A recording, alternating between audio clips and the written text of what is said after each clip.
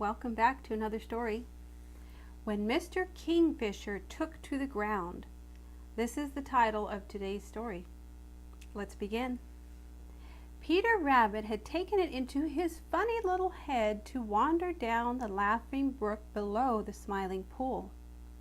It was open there, and in one place the bank was quite high and steep.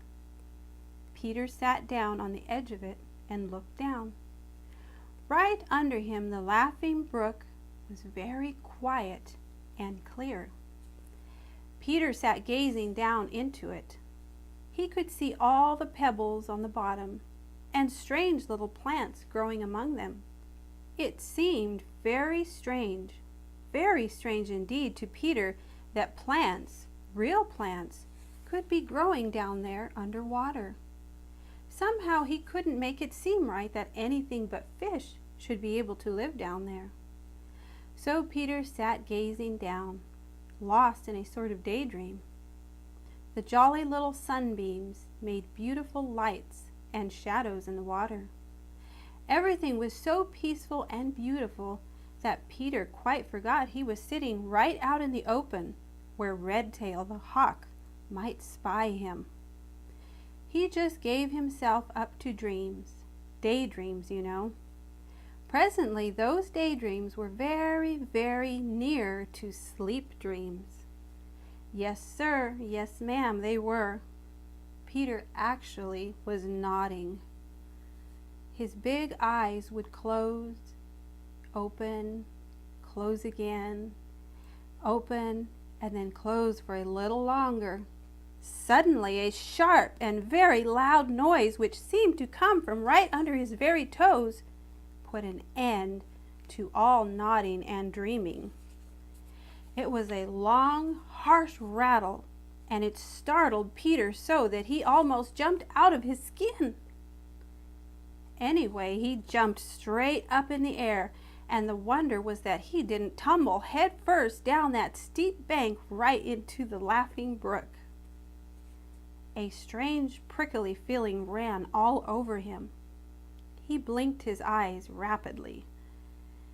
Then he saw a handsome blue and white and gray bird with a head that looked too big for his body, flying up the Laughing Brook just above the water, and as he flew he made that sharp, harsh, rattling noise which had startled Peter so. Abruptly, he paused in his flight, hovered over the water an instant, shot down, and disappeared with a tinkling little splash. A second later he was in the air again, and in his stout, spear-like bill was a gleaming, silvery thing. It was a little fish, a minnow. "Rattles the Kingfisher!" exclaimed Peter, as he watched him flying over to a tree, pound the fish on a branch, and then go through the funniest performance as he tried to swallow the minnow whole.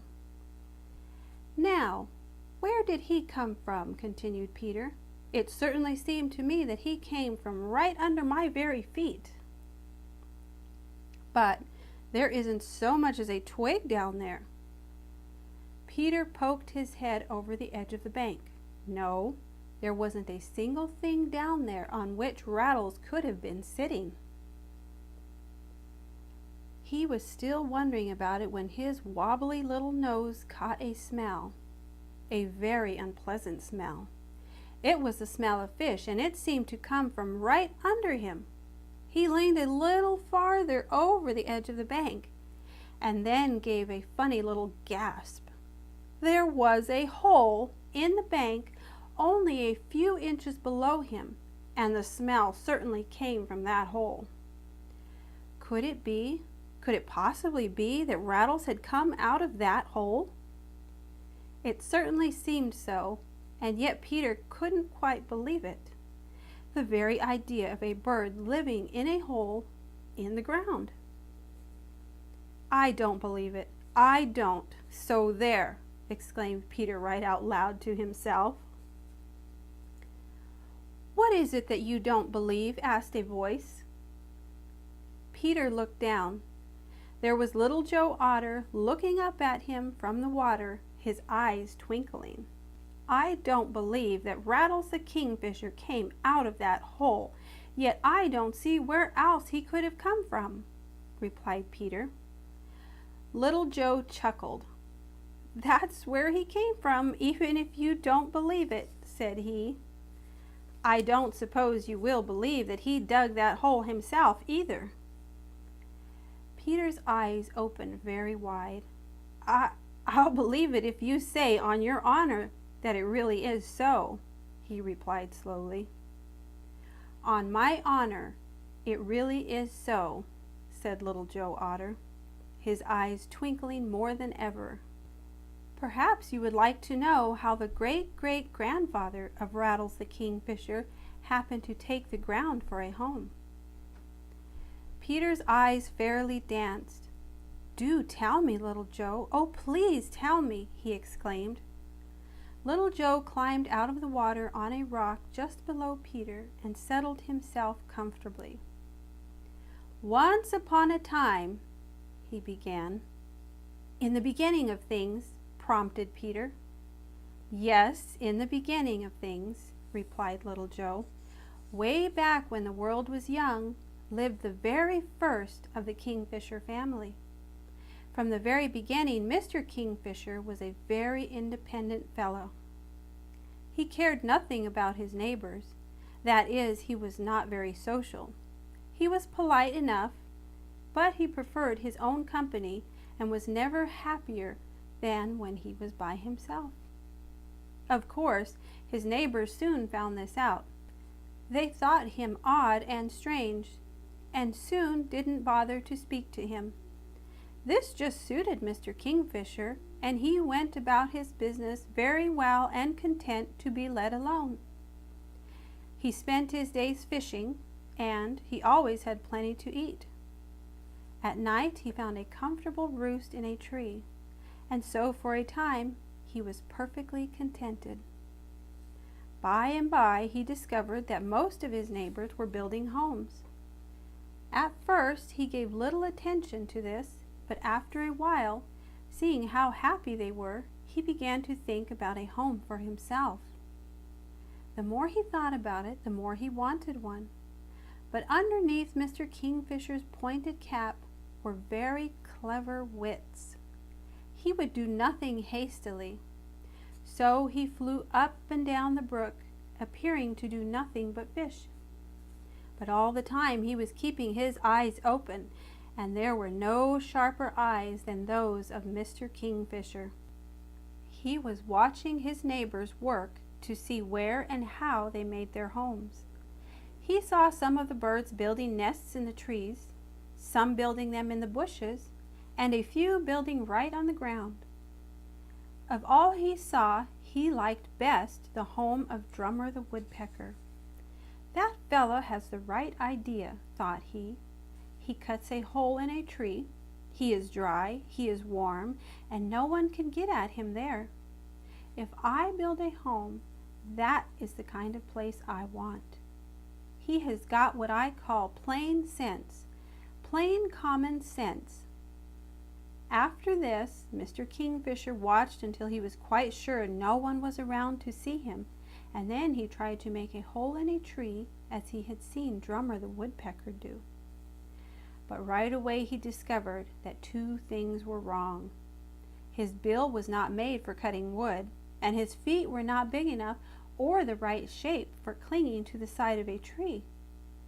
Mr. Kingfisher was disappointed, very much disappointed. A hole seemed to him the only kind of place for a home. He was thinking this over when he happened to discover Mr. Muskrat digging a hole in the bank. At first he didn't pay much attention. Then, all in a flash, an idea, a wonderful idea, came to him. Why shouldn't he have a home in the ground? No one in the wide world would ever think of looking for a home of a bird in the ground. With a rattle of joy, Mr. Kingfisher flew up off the brook to a steep, sandy bank of which he knew. "Just the place, just the very place," he cried. I'll make a hole just a little way from the top. No one will see it except from below, and that will be hard work for anyone to climb up that sandy bank." He flew straight at the spot he selected and drove his big spear-like bill into it. Then he did it again and again. That bill wouldn't cut wood like the bill of Drummer the Woodpecker, but it certainly would cut into a sandy bank. In a little while he had room to cling with his feet. Then he could work faster and more easily.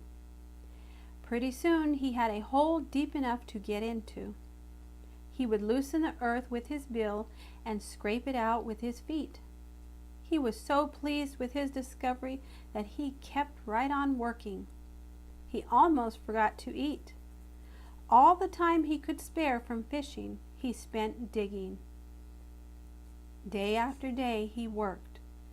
When he had a hole 3 or 4 feet straight into the bank, he made a turn in it and then kept on digging. When he had gone far enough in, he made a little bedroom. At last the house was done. Mr. Kingfisher chuckled happily. No one could get at him in there. He had the best and safest home he knew of. It was better than the home of Drummer the Woodpecker. If Mr. Mink happened to find it, and Mr. Kingfisher could think of no one else who would be likely to, there would be nothing to fear, for Mr. Mink would never dare face that sharp bill in such a narrow space. It all worked out just as Mr. Kingfisher thought it would. No one dreamed of looking in the ground for his home, and for a long, long time he kept his secret so well that his neighbors thought he had no home. From that day to this day, the Kingfishers have made their homes in the ground, concluded Little Joe Otter. "Isn't it wonderful?" exclaimed Peter as he watched Rattles dive into the water and catch a silvery minnow. "I didn't know that anyone wearing feathers had so much sense." "There's a great deal you don't know, Peter," replied Little Joe Otter, sliding into the water. The end. Thanks for stopping by. I hope you enjoy hearing stories on this channel. Please feel free to subscribe and click the bell, and that will tell you when I upload a new video. And until next time, take care.